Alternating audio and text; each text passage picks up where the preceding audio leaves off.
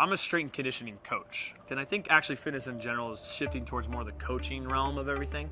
I don't have that title of a personal trainer anymore. I started out as a personal trainer and then shifted into strength and conditioning coach. And that's kind of given to you by credibility of what you do and certifications and things you do after your kinesiology degrees and stuff.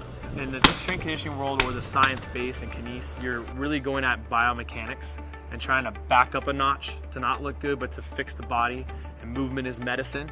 It's not a quick fix process, basically. It's more methodical. The one thing is, when you get knowledgeable about it, and not in an arrogant sense, but when you really understand biomechanics and the science of certain things and what executes and what works, and you stick to what you know works, you change an athlete from the inside out.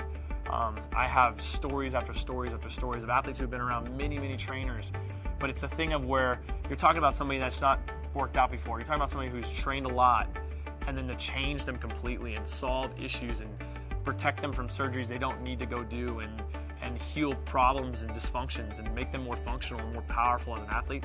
It's super rewarding. A lot of my young kids, it's great to watch them over the years, like a couple kids going for the Olympics right now, and they probably never even thought about going for the Olympics prior, but just over time, as they got better and better, it just became a possibility in their mindset. And I work with football, swimming, which I never thought would happen, tennis, hockey, basketball players. I get a lot of softball players, like you guys just saw.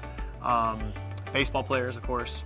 And the difference I love is I can write something up on the board, anything, and they've been with me for a little while, they're just gonna rock it out. And I get trainers who literally come and watch and just try to steal stuff and take it, but the problem is the technical aspect of it. So you can't just take an exercise and run with it. There's a purpose and methodology and reason for that exercise.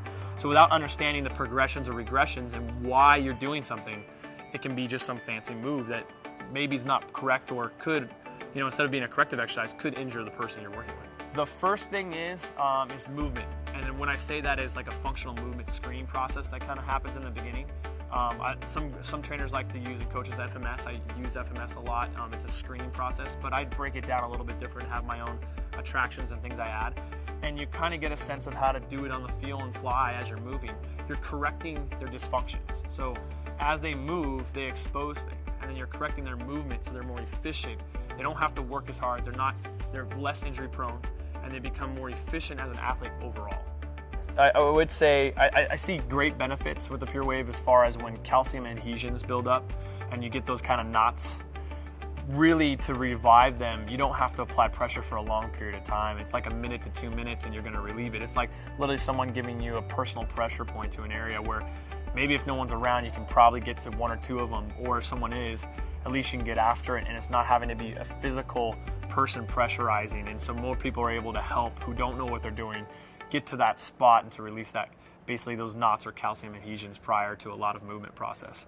And like anything, do your homework, know exactly how to use a tool, because the Pure Wave can be a huge benefit, or it could just be something that feels good. So I would definitely go about a process and understand, when you have an issue, how to attack it, and use the tool efficiently so that you're more efficient as an athlete. And it's something you can easily use and carry with you and apply, for sure.